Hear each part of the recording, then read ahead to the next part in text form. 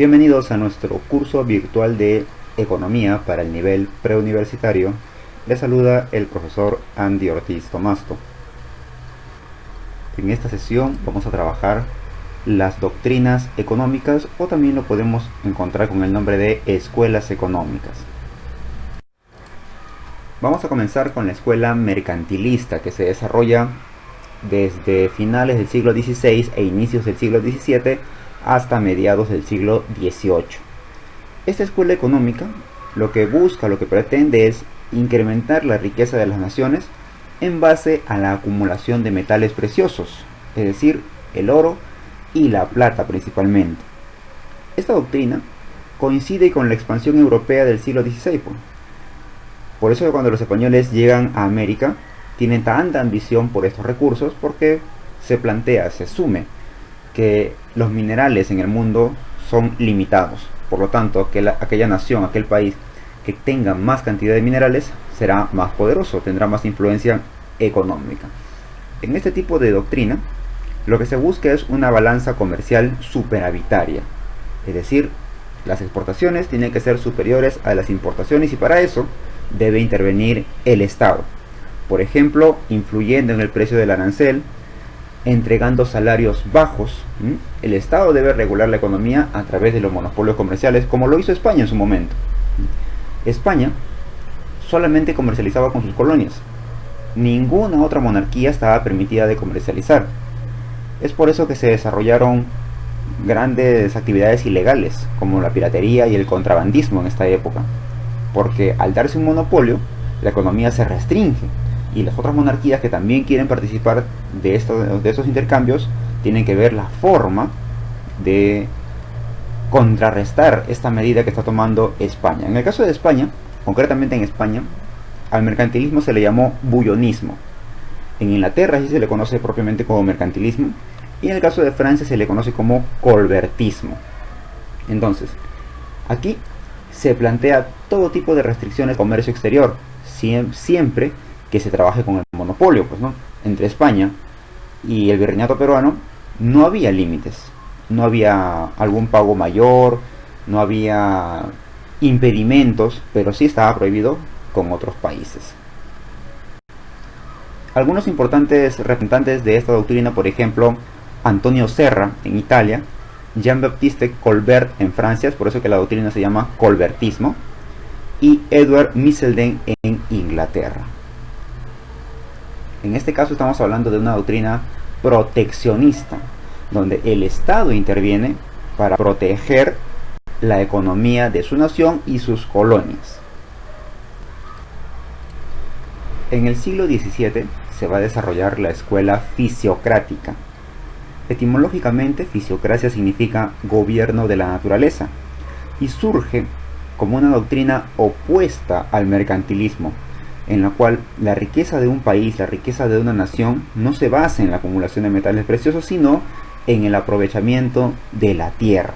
Por lo tanto, la agricultura es la única actividad económica que puede generar riqueza de verdad. En esta doctrina se plantea la existencia de dos clases sociales. Por un lado, todo el sector del campesinado, todo el sector agrario, considerado como la clase productora y propietarios de la tierra, y por otro lado, la clase estéril, aquella conformada por los que no producen la tierra, artesanos, profesionales, burgueses.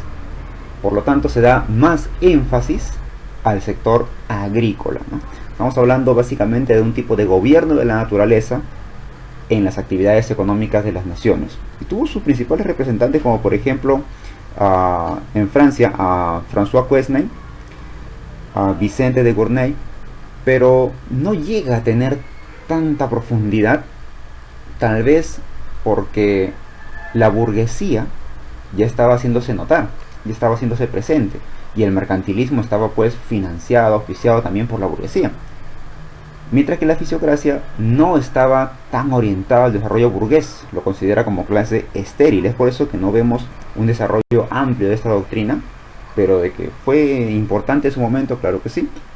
Plantea la fisiocracia un orden natural, y nos dice que la economía se rige por leyes naturales.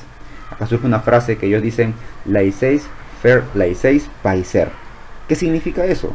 Eso nos quiere decir dejar hacer, dejar pasar, que la naturaleza se regula sola.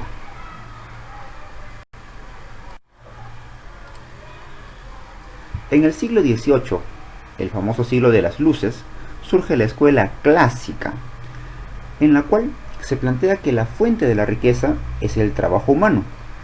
Además, este trabajo productivo del hombre genera pues un interés, y este interés es de carácter privado.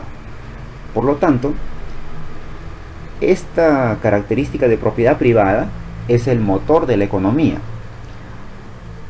En la escuela clásica se plantea el liberalismo, donde el Estado no debe intervenir en las actividades económicas, muy diferente al mercantilismo que estaba siendo iniciado siglos atrás, en el cual el Estado era proteccionista. Acá no, acá el Estado no debe intervenir, porque la economía, dicen, se regula sola por una mano invisible, es decir, la oferta y la demanda.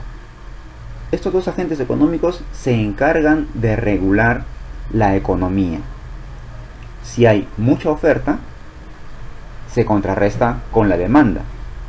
Si hay mucha demanda, se contrarresta con la oferta. Entonces surge una famosa llamada ley de Say, una famosa ley que nos dice: la oferta antecede a la demanda, es anterior a la demanda. Toda oferta crea su propia demanda. No puede haber demanda si no hay oferta, nos dice Say. Jean-Baptiste Say plantea esta ley y tiene mucho de cierto, ¿no? Condena el estatismo, condena la intervención del Estado, propone también la división del trabajo. Eso va a generar mayor productividad, porque va a generar especializaciones en diferentes tipos de actividades. Exige un libre comercio no solamente a nivel interno, sino incluso a nivel mundial. Y el valor de las cosas, el precio de los productos, depende del tiempo dedicado a ese producto, pero también de las fuerzas de los agentes económicos, los ofertantes y los demandantes. ¿Cuánto están dispuestos a pagar los demandantes y a qué precio están dispuestos a vender los ofertantes? Algunos representantes de esta escuela, por ejemplo Adam Smith, que le da el carácter de ciencia a la economía, el portugués David Ricardo, Jean-Baptiste Say y Robert Malthus, que nos habla de la teoría poblacional y sus posibles soluciones, ¿no? Por ejemplo, él nos afirma que la población crece en proporción geométrica, crece muy rápido, y la producción crece en proporción aritmética, es decir, poco. Por lo tanto, debe haber algún cambio en ese sistema para que la población no sea tan grande y la producción pueda abastecer a todos. Es por eso que se sugiere las guerras, la propagación de enfermedades, entre otras cosas, para que la producción alcance a la población. En el siglo XIX surge la escuela socialista. Acá se hace un análisis y se concluye que toda la economía tiene un carácter histórico. La historia ha sido impulsada siempre por los problemas económicos.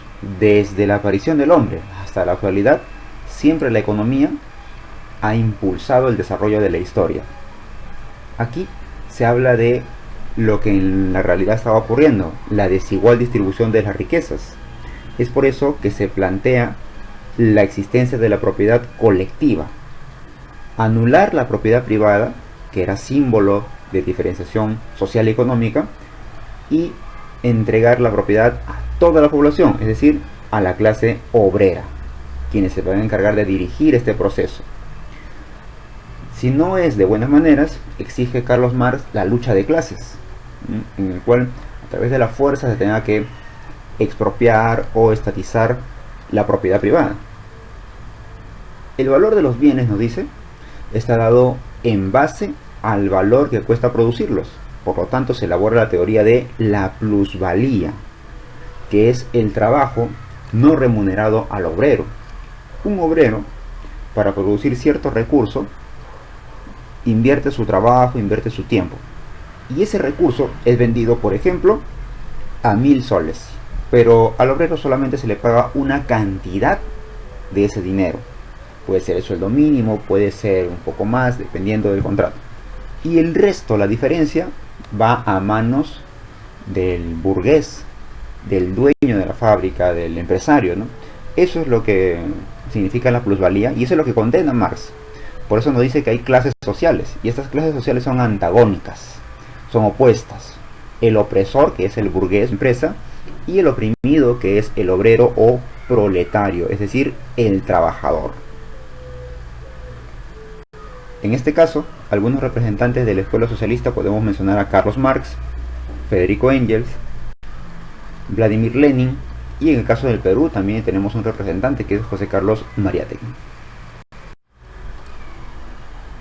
En el siglo XX surge el keynesianismo o la escuela keynesiana, a raíz de la crisis en la bolsa de valores del año 1929 en Estados Unidos, con lo cual John Maynard Keynes concluye que las crisis económicas se dan por falta de inversión.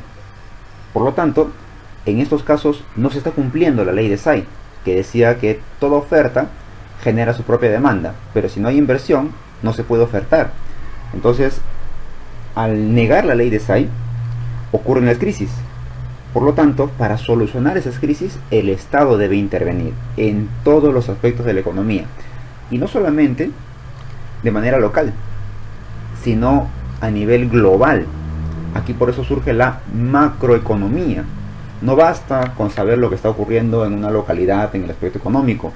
Incluso no basta con saber lo que ocurre en el país, porque en esta época ya Estados Unidos estaba relacionándose económicamente con Europa, con América. Recordemos que en esta época el Perú se vio muy beneficiado económicamente por Estados Unidos.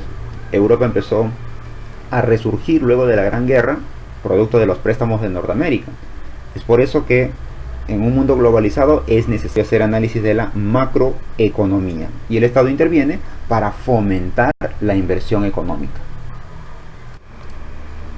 Por último, a mediados del siglo XX surge la escuela monetarista, planteada por Milton Friedman, quien tiene una clara influencia de la escuela clásica y neoclásica. Y él nos dice que los fenómenos económicos, los fenómenos de los precios como la inflación, son causados por fenómenos monetarios. Por lo tanto, la solución es establecer una adecuada política monetaria. ¿Y qué cosa debe establecer esta política monetaria? Por ejemplo, reducir el gasto público, liberar plenamente los mercados y sobre todo evitar la participación del Estado en la economía. Solamente que participe como un agente regulador o un agente fiscalizador. De esa manera se pueden evitar los déficits fiscales causados por el dinero. A ver, primera pregunta de nuestra autoevaluación nos dice: criticó la usura y discutió con otros teólogos el problema del precio justo. Estamos hablando de la doctrina económica de la escolástica, que no lo hemos mencionado porque es de la época medieval, pero su principal referente es Tomás de Aquino. La pregunta número 2 nos dice: manifestaba que mientras la población crecía en forma geométrica, la provisión de alimentos crecía solamente en proporción aritmética. Este es un enunciado de la escuela clásica, por lo tanto no puede ser Carlos Marx, él es fundador de la escuela socialista. Este es el problema de Malthus. Y recordemos que Jean-Baptiste Say plantea en su ley que la oferta antecede a la demanda y toda oferta genera su propia demanda. No te olvides que tienes una tarea pendiente. Esto practica y estudia mucho y nos encontramos la próxima clase. Hasta luego.